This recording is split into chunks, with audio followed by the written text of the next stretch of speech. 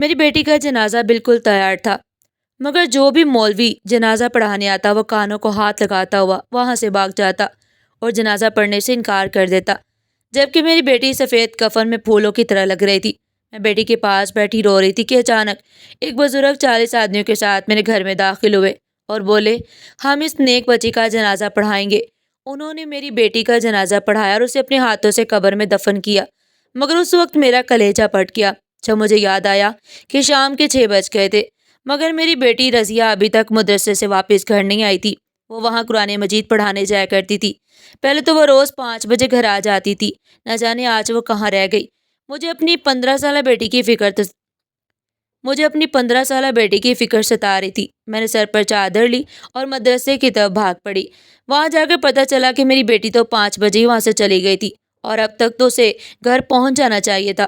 میری بیٹی بہت ہی نیک اور شریف تھی، اس نے کبھی کسی مرد کی طرف نظر اٹھا کر نہیں دیکھا۔ میں وہاں سے روتی ہی واپس گھر آ گئی۔ میری بیٹی کا میرے سوا کوئی نہیں تھا، اس کا باپ کئی سال پہلے وفات پا چکا تھا۔ میں نے جیسے ہی گھر میں قدم رکھا میری بیٹی سامنے بیٹھی رو رہی تھی، اس کے بال کھلے ہوئے تھے، اس کی حالت بہت بگڑی ہوئی تھی۔ میں پہلی نظر میں جان گئی کہ میری بیٹی کے ساتھ کیا ہوا ہے۔ میں زور زور سے چیخنے لگی۔ میری آواز سن کر محلے کی چند عورتیں بھی باہر آ گئی اور کہنے لگی، فرزانہ باجی اتنا کیوں چیخ رہی ہو، خیر تو ہے؟ میں روتے ہوئے بولی، میری بیٹی کی حالت دیکھو، کیا ہوا اسے؟ ایک عورت نے میری بیٹی کو سر سے پاؤں تک دیکھا اور لمبی سانس بھر کر کہا، اس بیچاری کی حالت سے لگتا ہے کہ کسی نے اس کے ساتھ زیادتی کی ہے۔ اتنے میں ایک اور عورت بولی، تمہیں اپنی بیٹی کے کرتوتوں کی خبر نہیں تھی کیا؟ یہ خود کسی کے ساتھ گئی ہوگی اور اب معصوم بنی بیٹھی ہے۔ ان عورتوں کی باتیں مجھ سے برداشت نہیں ہو رہی تھی۔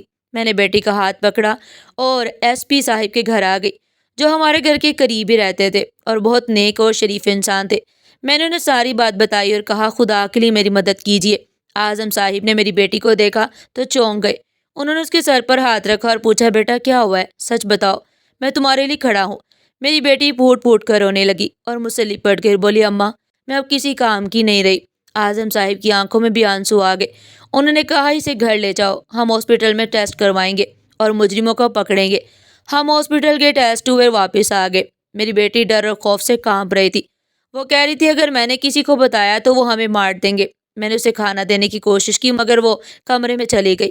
رات بھر میں روتی رہی۔ صبح 7 بجے جب میں اس کے کمرے میں گئی تو دروازہ کھلا اور سامنے کا منظر دیکھ کر میری تو دنیا اجڑ گئی۔ میری بیٹی بے جان پرندے کی طرح بستر پر پڑی تھی، وہ اس دنیا سے جا چکی تھی۔ مجھے لگا اس نے خودکشی کر لی ہے۔ میں اعظم صاحب کو بلانے گئی۔ انہوں نے دیکھا اور کہا، یہ خودکشی نہیں، ڈر اور صدمے سے موت ہوئی ہے۔ میں اللہ سے دعا کرنے لگی، کاش مجھے اٹھا لیتا۔ میں نے بیٹی کو چادر میں لپیٹا، محلے والوں کو خبر دی۔ کچھ عورتیں ہمدردی کے لیے آئیں مگر زیادہ تر تانے دینے کے لیے۔ کوئی کہتا تمہاری بیٹی ایسی تھی، کوئی کہتا ویسی تھی، کوئی کھانے کا پوچھ رہا تھا۔ میں حیران تھی کہ ایک ماں کی گود اجڑ گئی اور لوگوں کو بریانی کی فکر ہے۔ میں نے کہا، میں غریب بیوہ ہوں، میرے پاس کچھ نہیں۔ پھر میں ایسی عورت کو ڈھونڈنے لگی جو جنازے کو غسل دے سکے۔ چند عورتیں آگے بڑھی اور کہنے لگی، ہم غسل دے دیں گے مگر مشکلات ہوں گی۔ جب انہوں نے غسل دیا اور باہر آئی تو کانوں کو ہاتھ لگا کر کہنے لگی، توبہ توبہ، تمہاری بیٹی اگر زندہ بھی رہتی تو کسی کام کی نہیں رہتی۔ تم نے اسے کھلا چھوڑ رکھا تھا، شاید وہ ان لوگوں کو جانتی تھی۔ میں یہ سب سن کر حیران رہ گئی، کیونکہ میں اپنی بیٹی کی پاکیزگی کی خود گواہ تھی اور مجھے یقین تھا کہ میری بیٹی بہت زیادہ معصوم ہے، اس کا کوئی قصور نہیں، اس نے کچھ بھی نہیں کیا۔ یہ لوگ مجھے بیوہ سمجھ کر کتنا سنگ دل ہو گئے تھے۔ یہی اگر کسی امیر کی بیٹی کے ساتھ ہوتا تو سب لوگ ہمدردیاں جتا رہے ہوتے، کیونکہ میں بیوہ تھی، میرے پاس دینے کے لیے بریانی اور پلاؤ نہیں تھا، تو ہر کوئی میرے اوپر ہی باتیں کر رہا تھا۔ میں نے بس ایک ہی جملہ کہا کہ جس نے بھی یہ ظلم کیا ہے اسے اللہ پوچھے گا۔ تھوڑی دیر کے بعد محلے میں کھانے کے لیے کچھ نہیں پکا تھا۔ میں باہر آئی تو میں نے ایک قریبی مسجد کے مولوی صاحب سے کہا کہ میری بیٹی کا جنازہ تیار ہے، اب جنازہ پڑھا دیجیے۔ میری بات سن کر انہوں نے انکار کر دیا اور کہا کہ میں آپ کی بیٹی کا جنازہ پڑھانے کے بارے میں سوچ بھی نہیں سکتا۔ میں بولی، آپ میری بیٹی کا جنازہ کیوں نہیں پڑھائیں گے؟ تب امام صاحب کہنے لگے، تمہاری بیٹی نے صرف اپنا ہی نہیں بلکہ مدرسے میں جانے والی تمام لڑکیوں کا نام خراب کیا ہے، اور لوگ مجھے بھی قصوروار کہہ رہے ہیں، کیونکہ وہ میرے مدرسے کی بچی تھی اور اب اس کی وجہ سے میری بدنامی ہو رہی ہے۔ دیکھو اس کے ساتھ جو بھی ہوا اس میں اس کا بھی تو قصور ہوگا، ہم اس کا جنازہ نہیں پڑھائیں گے۔ جتنے بھی محلے دار آئے تھے وہ سب خاموش کھڑے تماشا دیکھتے رہے اور امام صاحب کی ہاں میں ہاں ملاتے رہے۔ امام صاحب نے جنازہ پڑھانے سے صاف انکار کر دیا اور باقی لوگ بھی ہمارے گھر سے چلے گئے کیونکہ گھر میں کچھ کھانے کے لیے پکا ہی نہیں تھا۔ میں انہیں کیا دیتی؟